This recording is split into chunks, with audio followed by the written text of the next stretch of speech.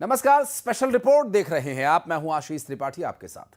Britain ने Ukraine को 100 से ज्यादा लंबी दूरी तक हमला करने वाली मिसाइल्स और 85,000 लड़ाकू ड्रोन्स की खेप भेज दी है। वहीं प्रेसिडेंट ट्रंप ने पुतिन को अपने सबसे घातक हथियार से डराया। ट्रंप ने दुनिया के सबसे खतरनाक B-2 बॉम्बर को रूस यूक्रेन युद्ध में उतारने के लिए सिग्नल दे दिए हैं।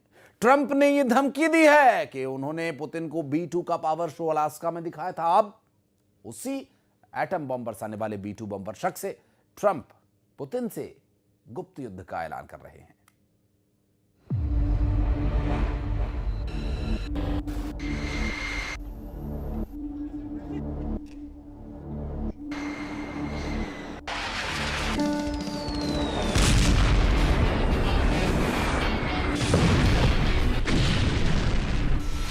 रूस जला डालेगा 20 ब्रांड न्यू B-2 बम वर्षक।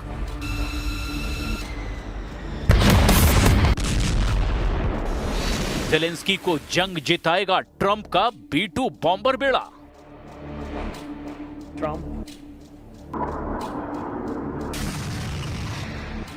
पुतिन के खिलाफ सबसे भयानक युद्ध शुरू। यूक्रेन युद्ध में नेटो के परमाणु हथियार।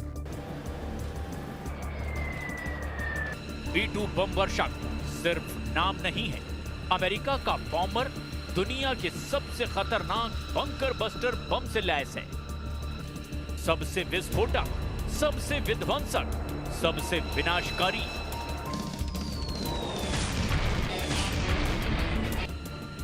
ये सुपर पावर का वो बदनाम लड़ाका है जिसके धमाके धरती फाड़ होते हैं।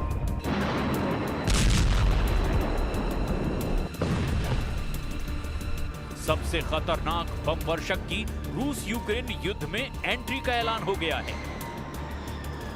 मतलब ये कि रूस और यूक्रेन ने 4 साल की लड़ाई में जो भी हथियार इस्तेमाल किए वो अब बेमानी हो सकते हैं, क्योंकि जब अमेरिका का सबसे विस्फोटक जंगी लड़ाका हमले शुरू करेगा तो विनाश का अंदाजा भी नहीं लगाया जा सकता। ये वही बम वर्षक है जिसने हाल ही में ईरान के अंडरग्राउंड एटॉमिक ठिकानों को बर्बाद कर डाला था। प्रेसिडेंट ट्रंप ने पुतिन के खिलाफ एक तो नहीं 20 B-2 बनाने का ऑर्डर दे दिया है। किसी को डाउट ना हो, इसीलिए ट्रंप ने यह बात खुद सबको बताई है। And we just ordered about 20 brand new B-2 bombers. It's unbelievable as a weapon. I know Putin, when I was riding with him in Alaska, we passed a lot of them. And he said, that really did the trick. I said, yeah, it did. It's amazing. The flying wing. Zelensky को Tom hoc मिसाइलें मिलने पर suspense बना हुआ है, लेकिन B-2 बम वर्षक जैसा शक्तिशाली हथियार देने के सिग्नल देकर अब रूस के होश उड़ा दिए गए हैं। B-2 बम वर्षक युद्ध में आया तो क्या होगा? क्या रूस सुपर पावर के जंगी लड़ाके के सामने टिक पाएगा? क्यों B-2 बॉम्बर का टेरर दुनिया भर में है, ये जाने उससे पहले ज़ेलेंस्की का ये दावा सुनिए। यूक्रेन के राष्ट्रपति ने दावा किया कि टॉम हॉक मिसाइल ने ही पुतिन की टेंशन बढ़ा रखी है। जब से टॉम हॉक मिसाइलों का नाम सामने आया है, पुतिन ने ट्रंप से बातचीत शुरू कर दी है। अमेरिकी रक्षा कंपनियों के प्रतिनिधियों से मुलाकात में ज़ेलेंस्की का कॉन्फिडेंस काफी बढ़ा हुआ है। ज़ेलेंस्की को उम्मीद है कि व्हाइट हाउस में ट्रंप उन्हें मुंह मांगे हथियार सौंप सकते हैं। इसकी वजह यह है कि ट्रंप को यकीन हो चुका है कि पुतिन अपनी शर्तों पर ही युद्ध खत्म करेंगे। उनकी शर्तें ऐसी है जिसे ज़ेलेंस्की कभी नहीं मानेंगे। Last week, over 7,000 people were killed. That's ridiculous. And you know, it doesn't affect our country. We're not losing people. We're not losing Bobby. We're not losing Americans. But they're losing Russians, Ukrainians, mostly soldiers, for the most part soldiers. Trump बार बार ये बात दोहराते रहे हैं कि ये युद्ध पुतिन एक हफ्ते में जीत सकते थे, लेकिन युद्ध कई सालों से जारी है। ट्रंप जब भी पुतिन से युद्ध समझौते के लिए बात करते हैं, उस पर रजामंदी नहीं हो पाती। ऐसे में उन्होंने सबसे विनाशकारी शिकारी को अब युद्ध में उतारने का मन बना लिया है। ट्रंप ने 20 नए B-2 बम वर्षक के ऑर्डर वाली बात के साथ ही ये भी बताया कि उन्होंने अलास्का में पुतिन को B-2 का पावर शो भी दिखाया था। And we just ordered about 20 brand new B-2 bombers. It's unbelievable as a weapon. I know Putin, when I was riding with him in Alaska, we passed a lot of them. And he said, that really did the trick. I said, yeah, it did. It's amazing. The flying wing. अब Alaska meeting में क्या हुआ वो भी देख लीजिए। जब Putin Trump से मिले थे तब डोनाल्ड ट्रंप ने व्लादिमीर पुतिन को अपने सबसे खतरनाक stealth fighter jet F-22 Raptor, जो वहीं टरमैक पर मौजूद था, और साथ में उड़ता हुआ दूसरा स्टेल्थ फाइटर F-35 लाइटनिंग दिखाया, जिसने पुतिन के विमान को एस्कॉर्ट भी किया। और इसके बाद ट्रंप ने पुतिन को अपना सबसे खतरनाक बॉम्बर B-2 भी दिखाया, जो दुनिया के सबसे खतरनाक बंकर बस्टर बम से लैस है। ये डोनाल्ड ट्रंप की सीज फायर मीटिंग नहीं, एक मैसेज था। अमेरिका पावर शो दिखाकर पुतिन को युद्ध खत्म करने पर राजी करना चाहता था। Again, Mr. President, I'd like to thank you very much, and we'll speak to you very soon and probably see you again very soon. Thank you very much, Vladimir. Next time in Moscow.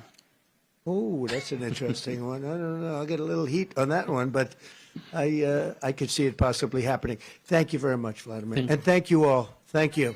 Thank you. Thank you so much. Trump और Putin की meeting का जितना माहौल बना, नतीजे उतने ही निराशाजनक निकले। मीटिंग टोटल फेल रही। खामियाजे में युद्ध ज्यादा विस्फोटक हो गया और अब तो नौबत लॉन्ग रेंज मिसाइलों की टक्कर की आ गई है। अमेरिका ने B-2 बम वर्षक युद्ध में उड़ाने शुरू कर दिए तो रूस की हालत खराब हो सकती है। B-2 स्पिरिट स्टेल्थ बम वर्षक जंगी लड़ाका है। B-2 करीब 11,000 किलोमीटर तक उड़ान भर सकता है। हवा में ईंधन भरने की क्षमता के साथ B-2 की रेंज और भी बढ़ जाती है। B-2 बॉम्बर एक बार में GBU-57 मैसिव ऑर्डिनेंस पेनेट्रेटर बम ले जा सकते हैं। इसमें से हर एक बम का वजन 30,000 पाउंड के करीब होता है। एक बार 2 GBU-57 बंकर बस्टर बम के धमाके से जमीन के कई फीट अंदर तक तबाही मचाते हैं। B-2 बॉम्बर दुनिया का सबसे महंगा जंगी विमान भी कहा जाता है।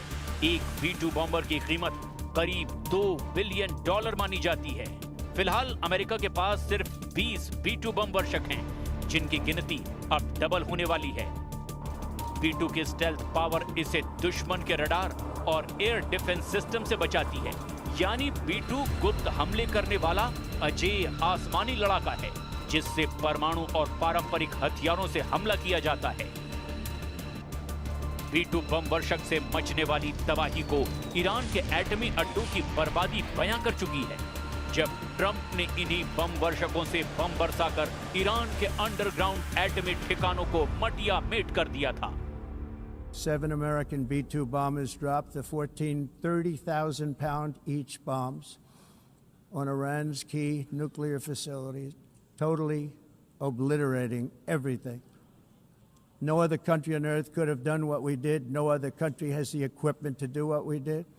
We have the greatest weapons on earth. Trump का B-2 लड़ाका युद्ध में जब भी इस्तेमाल हुआ है, दुश्मन बर्बाद हुआ है। अफगानिस्तान, इराक, ईरान के खिलाफ अमेरिका ने B-2 का इस्तेमाल किया।